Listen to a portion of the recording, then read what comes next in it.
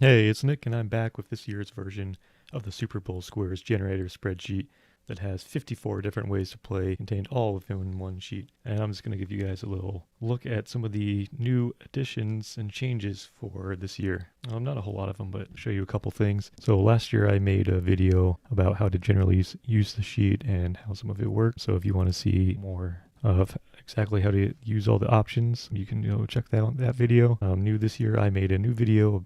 I've had a bunch of people ask about how to print off the squares. What's the best way to do that? How can you enlarge it to make it look bigger so you can print it off and put it on the wall? So I made a little quick video put on here. If you just click these, it takes you to you. One thing to note is because this sheet uses macros, I do not believe it will work for Mac computers, iMac, numbers in Mac.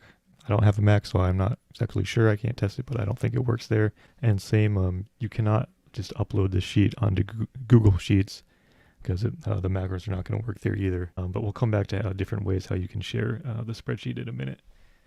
So once again, here's all the instructions are laid out here. When you open the sheet, it's on the setup page. So you choose how you want to enter the names into the sheet. So let's say you want to do printing and then say how you're going to assign the random numbers. You want to keep them the same, rotate the quarters, rotate each half. Here gives you a little preview.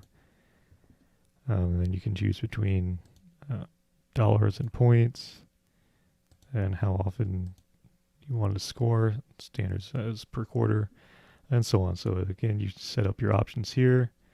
So you generate squares, grid will be left blank. And so here is our Super Bowl square sheet. It's completely generated like that. So one of the big requests I get is how can you share this with other people, whether you're doing an office pool with friends and family. One thing that is new this year that I set up is called the Send Scoreboard. So you come over here, and if you're using Outlook Mail, I haven't tried it with other mails. I think it only works for Outlook. You put in your email addresses in the column A here. So I'll just make something up. So this is called a linked picture. It links to the square sheet, so whatever you change over here. So let's say like everybody put their names in, randomize the numbers, come back over here. See, this is automatically updated because it's linked. So let's say the game is, you're about to watch the Super Bowl, so you want to send this out to everybody. You can say email update. You can decide whether you want to include the link to the spreadsheet or not. If everybody's using the same network, you can include a link. If they're on all different networks, you may not want to do that because it's not going to work anyway. So then you say email update, said it will be sent to 2 people. Since it's just 2 right here, say okay. And here's the Outlook mail. So put the emails in the 2-line subject. Here's the picture and a link to the spreadsheet. So that's an easy way to share it. If you want to know how it works, you can dissect the macros here in the spreadsheet, or you can watch another video that I made here. So that's if you're an Outlook user, that's a way you can share the spreadsheet. Another option is so again, you can't just directly upload this spreadsheet into Google Sheets because all the macros will be broken. But you could, let's say you want people to, here we'll clear the numbers. Let's say you want to send it out in the office and have people be able to pick their own squares. So you could just make a Google Sheet, copy and paste it in here. And I think you could have people just type their names in,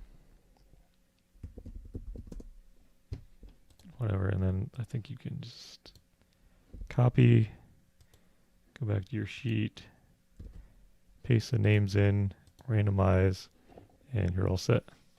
So that's one way. And then once the numbers are set here, then again, you could go back to your Google Sheet and copy it, and you can do, share. And share it with all the people on Google so then they can go look at the sheet and they can see what their numbers are, and you could print it off from here.